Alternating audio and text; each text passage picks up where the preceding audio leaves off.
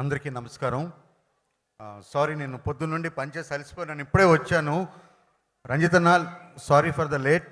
నేను ఆర్ఎఫ్సి నుండి వచ్చాను ఇక్కడికి. మొట్టమొదటిసారి ఇలాంటి వేదిక మీద నిలబడడం నాకు చాలా గర్వకారణంగా ఉంటుంది. ఎందుకంటే రంజిత్ అన్న నాకు ఒక ఇన్స్పిరేషన్ యాక్చువల్గా. సో కమర్షియల్ కథలు, అందరినీ రంజింపజేసే కథలు, పాటలతో ఉండే కథలు, ఆటలతో ఉండే కథలు, ఫైట్లతో ఉండే కథలు, ఇవన్నీ కాకుండా మనం మర్చిపోయిన కథలు, మనల్ని మర్చిపోజేసిన కథలు, చరిత్ర చెప్పని కథలు, చరిత్ర పుటల్లో నిక్షిప్తమైన కథలు, ఈ కథలన్నింటినీ చెప్పడానికి ఒక ధైర్యం కావాలి. ఆ ధైర్యాన్ని పలాస లాంటి సినిమాతో నేను మొదలు పెట్టడానికి కారణం ఏంటంటే రంజిత్ గారు. అంటే సో నిశ్శబ్దాల అవనిలోన శబ్దం పుట్టించినవాడు, ఈ జంబూ ద్వీపాన్ని ఏలినవాడు, తరతరాలుగా శ్రమకు శ్రీకారం చుట్టినవాడు. వీడెవడి కథ కూడా మనం చెప్పట్లేదంటే ఏదో సినిమాలో బ్రహ్మానందం గారి అదృశ్య సినిమాలో బ్రహ్మానందం గారి డైలాగ్ ఒకటి ఉంటుంది, చరిత్రదేముందిరా చింపేస్తే చిరిగిపోద్ది అని అంటారు కదా. యాక్చువల్గా చరిత్రలో చిరిగిపోయిన పేజీల్లో మనకి కనబడిన ఎంతో రక్తం ఉంది, ఎంతో వేదన ఉంది. ఇప్పటికి కూడా మనం ఒక డెమోక్రటిక్ సొసైటీలో బతుకుతున్నాం.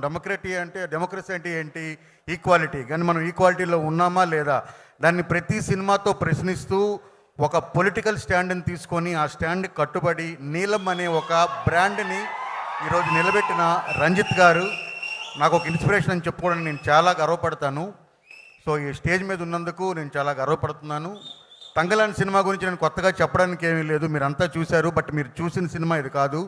నాకు కూడా సాయి రాజేష్ గారు, ఎస్కేఎన్ గారు చూసినట్టుగా జీవి ప్రకాష్ ఈ సినిమాకి మ్యూజిక్ డైరెక్టర్.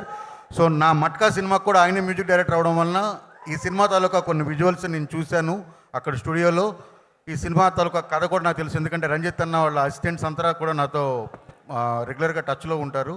సో ఈ కథ నాకు తెలుసు. ఈ కథ మనందరం మర్చిపోయిన కథ, మనందరికీ తెలియని కథ. ఈ కథను మనం చూస్తాం. కథలు చెప్పినప్పుడు ఎప్పుడూ తెలుగు వాళ్ళు ఆదరిస్తారనే నమ్మకం నాకుంది. సో ఈ తంగలాన్ సినిమా చాలా పెద్ద సక్సెస్ కావాలని మనస్ఫూర్తిగా కోరుకుంటున్నాను. విక్రమ్ గారి గురించి నేను చెప్పడానికి అంతా ఏమీ లేదు. నేను ఊరికనే పొగిడితే సూర్యుడి ముందు డ్యూటీ లాంటిది, కాబట్టి అది అనవసరం.